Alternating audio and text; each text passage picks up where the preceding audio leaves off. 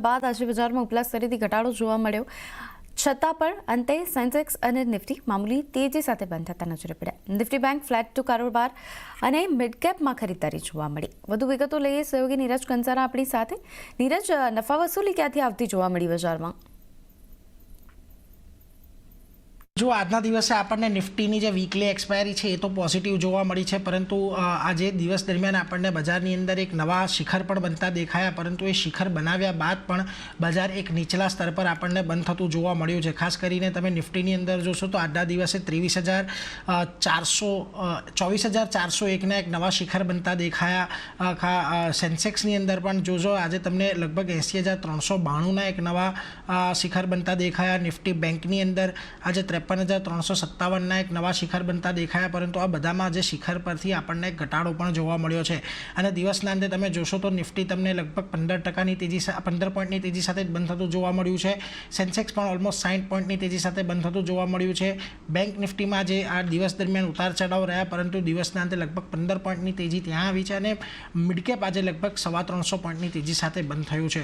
Overall તમે આજના દિવસે જો સેક્ટરની વાત કરશો તો આજે ફાર્મા, હેલ્થકેર, આઈટી, સરકારી કંપનીઓમાં સારી એવી તેજી જોવા મળી, પરંતુ એફએમસીજી, એનબીએફસીઝ, ઇન્ફ્રા, મેટલ એવી કંપનીઓ રહી કે જ્યાં આગળ થોડો ઘણો આજે દબાણ આવતું જોવા મળ્યું।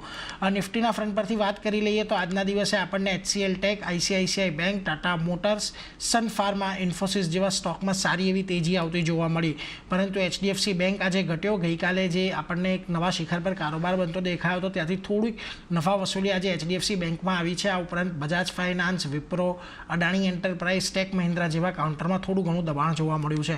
મિડકેપના ફ્રન્ટ પરથી વાત કરી લો તો આજના દિવસે મસગાંવ ડોકમાં ફરી એક વખત 20%ની અપર સર્કિટ લાગી છે। આ ઉપરાંત તમને કોચિન શિપયાર્ડ, ગાર્ડન રીચ જેવા શિપિંગ શેર પણ તેજીમાં રહ્યા। આ ઉપરાંત લ્યુપિન, લોરસ લેબ, કોફોર્જમાં એક સારી એવી તેજી આજના દિવસે આપણને જોવા મળી, પરંતુ પોલિસી બજાર, સન ટીવી, બંધન બેંક અને એમએનએમ ફાઇનાન્સ એવા કાઉન્ટર રહ્યા કે જ્યાં આજના દિવસે મિડકેપની અંદર ઘટાડો આવ્યો। ઓવરઓલ આજની જે એક્સપાયરી છે એ થોડીક પોઝિટિવ થતી જોવા મળી છે, પરંતુ એક શિખર બન્યા બાદ ઉપરના સ્તરેથી ખાસો એવો ઘટાડો આવ્યો છે, એટલે હવે આવતીકાલે અહીંયાથી બજાર કઈ રીતે કામ કરે છે એના પર ખાસ આપણું ફોકસ રહેશે। નીરજ, આભાર આપનો જોડાવા માટે અને માર્કેટની અપડેટ આપવા માટે। ત્યારે હવે વાત કરીએ અરવિંદ સ્માર્ટ સ્પેસની ભવિષ્યની શું યોજના છે અને કેટલા નવા પ્રોજેક્ટ થશે તેના ઉપર કંપનીના એમડી અને સીઈઓની સાથે ખાસ વાતચીત કરી અમારા સંવાદદાતા કેતન જોશી। આવો જોઈએ। अरविंद स्मार्ट स्पेस के एमडी एंड सीईओ हमारे साथ है। सर बताइए FY25 में हम कंपनी को कहाँ देखेंगे इन टर्म्स ऑफ ग्रोथ और रेवेन्यू? श्योर। तो अभी लास्ट ईयर जो था 23-24 उसमें हमने करीब 1100 करोड़ रुपए का फ्रेश सेल्स किया, जो कि हिस्टोरिकली हाईएस्ट था कंपनी के लिए। और हम अगर देखें तो पास में 25-30% ग्रोथ हम देख पा रहे हैं कंपनी में आते हुए। तो इस साल भी उम्मीद यही है कि 1100 करोड़ के ऊपर 25-30% की ग्रोथ आए, ऐसा हम कार्य कर रहे हैं और उम्मीद है कि इतनी ग्रोथ आ जाएगी। सर, नए प्रोजेक्ट अगले 2 साल में कितने हम लॉन्च करेंगे और उनका साइज कितना होगा? अगेन प्रोजेक्ट्स में भी काफ़ी अच्छा मोमेंटम है। जो लास्ट ईयर गया 23-24 मार्च में जो खत्म हुआ उसमें हमने for the first time 4,000 crore से ज़्यादा के नए प्रोजेक्ट लिए। In fact it was more than 4,500 crore. उसमें काफ़ी अच्छी ट्रैक्शन है। बेंगलोर में, अहमदाबाद में, सूरत में भी हमने एक नया प्रोजेक्ट लिया लास्ट ईयर। और इस साल भी एफर्ट यही है कि नए प्रोजेक्ट पाइपलाइन को भी हम कंसोलिडेट करते रहें। जैसे जैसे सेल बढ़ेगी तो प्रोजेक्ट्स भी नहीं चाहिए हमें, तो उसमें भी उम्मीद यही है कि 25-30% की ग्रोथ करेंगे।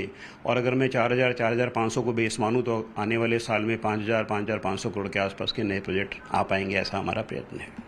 नई लैंड बैंक कितनी हम यूटिलाइज करेंगे और अभी ऑनगोइंग प्रोजेक्ट जो लैंड बैंक परस्पेक्टिव से है वो कितना है? हम लैंड बैंक तो नहीं रखते हैं कभी भी। मोस्टली हम जो लैंड लेते हैं उसको बैंकिंग नहीं करते हैं, उसको इमीडिएटली कोशिश करते हैं कि जल्दी से जल्दी प्रोजेक्ट लॉन्च किया जाए लैंड के ऊपर। एज वी स्पीक 1500 एकड़ से ज़्यादा के ऊपर लगभग काम चालू है गुजरात में, जेडी जेवी सब मिला के ऑन लैंड एटसेट्रा। और आने वाले साल में भी जैसे मैंने कहा करीब 5,000 करोड़ के प्रोजेक्ट हमें ऐड करने हैं, तो कॉरस्पॉन्डिंग लैंड हम ऐड करेंगे। जैसे टॉप लाइन का ग्रोथ आपने 20-30% बताया, तो बॉटम लाइन भी इतनी ही इम्प्रूव होने की? Yes corresponding yes. हमारे मार्जिन्स करीब 25% के आसपास रहते हैं एबिटा लेवल पे। वही मार्जिन हम प्रोटेक्ट करेंगे और उसको अचीव करेंगे, ऐसा हमारा प्रयत्न है। नया जो प्रोजेक्ट होगा वो किस सेगमेंट पर ज़्यादा फोकस करेगा? अफोर्डेबल होगा, मिड साइज होगा कि लग्जरीज होगा? सो जनरली हमारा मिड प्राइस पे काफ़ी फोकस है, mid price, upper mid price और लग्जरी, और 70 to 80% मिड और अपर मिड में रहेगा और बाकी लग्जरी की तरफ हमारा ध्यान रहेगा, ऐसा प्लान है. Thank you. Thank you. તો હવે વાત કરીએ કે જો તમે નાની અને મધ્યમ કંપનીઓ સાથે ટ્રાન્ઝેક્શન કરો છો તો 45 દિવસની અંદર પેમેન્ટ કરવું ફરજિયાત છે. અને શું આ નવા નિયમને કારણે નાની કંપનીઓ ખરેખર મુશ્કેલીમાં છે? અને જો એમ હોય તો આગામી બજેટમાં આ નિયમ અંગે નાણામંત્રી પાસે એમએસએમઈની શું માંગ છે? અમારા સંવાદદાતા કેતન જોશીએ આ મુદ્દે જાણવાનો પ્રયત્ન કર્યો. આવો જોઈએ આ રિપોર્ટ. આ છે Mehul Shah. Food preservative chemical બિઝનેસમાં તેમની એક નાની કંપની છે. કંપની ઘરની સફાઈ ઉત્પાદનો અને તેનો કાચો માલ બનાવે છે. છેલ્લા કેટલાક મહિનામાં તેમની ઓર્ડર બુકમાં નોંધપાત્ર ઘટાડો થયો છે. જેઓ વર્ષોથી તેમની સાથે વેપાર કરી રહ્યા છે તેઓએ ઓર્ડર આપવાનું ઘટાડી દીધું છે. કારણ શું છે? સાંભળો મેહુલભાઈ પાસેથી જ. એટલી પણ મોટી કંપનીઓ છે એ લોકો હવે પોતાનું ફાઇનાન્સ ફંડ મેનેજમેન્ટ જોઈને ઓર્ડર આપે છે. પહેલાં દરેક કંપનીઓ આપણને એમને ત્યાં સ્ટોર રાખીને ઓર્ડર આપતી હતી, સ્ટોક રાખીને, કે જેથી કરીને એમને પ્રોડક્શનમાં ઇફેક્ટ ના થાય. હવે બધી કંપનીઓ એમની જરૂરિયાત મુજબનો માલ મંગાવે છે અને જરૂરિયાત મુજબનું કામ કરે છે. અને અમારે એના કારણે નાની કંપનીઓને સફર એ કરવાનું આવે છે કે અમે લોકો પણ સામે એટલો રો મટીરિયલ સ્ટોક કરી શકતા નથી, કે અમારે પણ ફાઇનાન્સ લિમિટેડ હોય છે, અમારે પણ આગળ પેમેન્ટ કરવાના હોય છે. એટલે અમે પણ જ્યારે જરૂર હોય ત્યારે મટીરિયલ મંગાવીએ છીએ. એટલે એના કારણે બંને બાજુથી અમને પ્રેશર પડે છે, માર પડે છે ધંધાને. અને આ બધાના કારણે જોવા જઈએ 30 થી 35% ટોટલ ઓવરઓલ ઇફેક્ટ આ ધંધામાં આવી રહેલી છે. સમગ્ર દેશમાં 1.48 કરોડ અને ગુજરાતમાં 12 લાખ નોંધાયેલા એમએસએમઈ છે. આ ક્ષેત્ર રોજગાર આપવામાં આગળ છે. સરકારે 45 દિવસમાં પેમેન્ટનો નિયમ લાગુ કરીને મોટું પગલું ભર્યું, પરંતુ દેશના નાના ઉદ્યોગકારોને અજાણતા જ નુકસાનનો સામનો કરવો પડી રહ્યો છે.